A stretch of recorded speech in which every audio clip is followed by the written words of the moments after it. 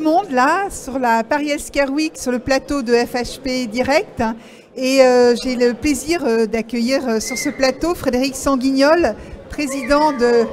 Voilà, beaucoup de monde là, ça crie, on nous soutient.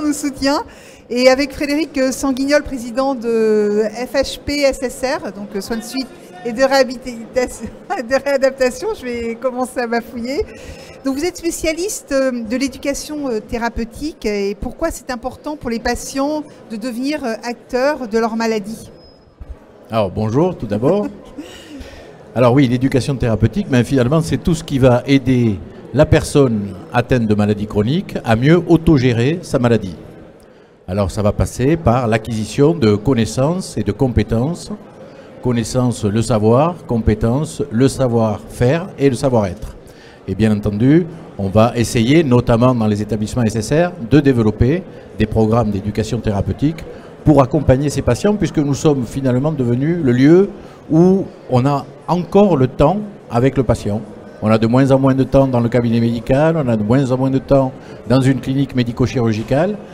On a encore du temps en SSR et c'est pour ça qu'on développe dans nos établissements des programmes d'éducation thérapeutique. Est-ce que vous pouvez donner quelques exemples, par exemple de... Des exemples de quoi? De programmes? De programmes, voilà. C'est surtout des exemples de maladies, c'est-à-dire dans plus de 100 maladies qui ont été définies par l'Organisation mondiale de la santé, l'obésité, le diabète, la maladie de Parkinson, l'insuffisance cardiaque, l'insuffisance respiratoire, la sclérose en plaques, enfin, tout un tas de maladies chroniques qui peuvent bénéficier de cet accompagnement du patient et de cette éducation thérapeutique.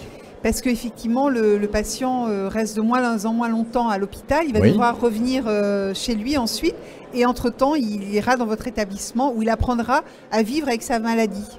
Voilà, c'est un des objectifs, une des missions du SSR, puisque le SSR, vous le savez, a plusieurs missions. C'est bien sûr les soins aux patients, la réinsertion, la rééducation, la réadaptation, mais aussi la prévention et l'éducation thérapeutique. Est-ce que vous utilisez des outils numériques pour cette réadaptation et cette éducation thérapeutique du patient? Alors, il existe un certain nombre d'outils numériques qui voient le jour actuellement depuis quelques années, mais qui sont encore assez peu adaptés sur le long terme.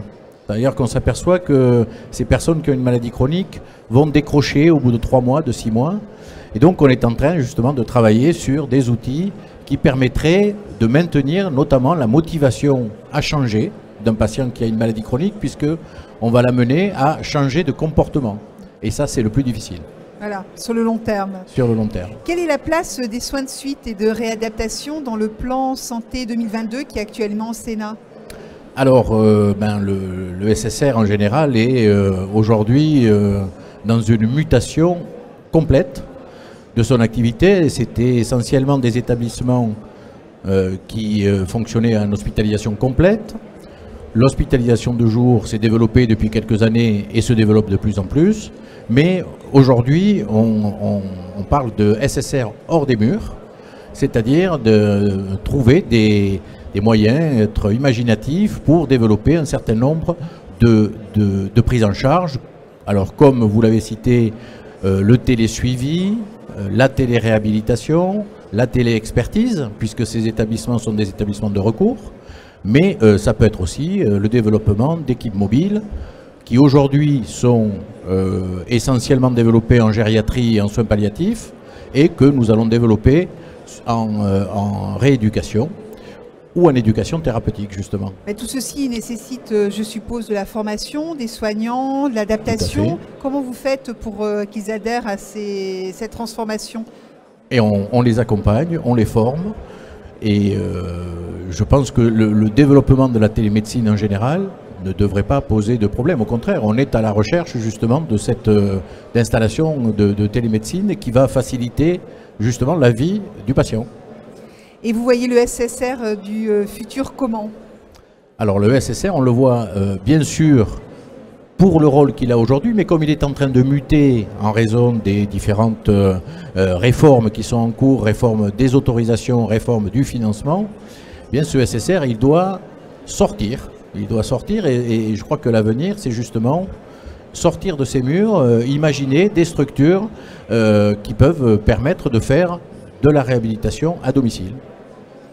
Effectivement, voilà. Ce serait parfaitement bien pour le patient qui pourra, sans bouger de chez lui, faire sa rééducation et sa réadaptation. Voilà. Merci beaucoup Frédéric Sanguignol, président de la FHP SSR.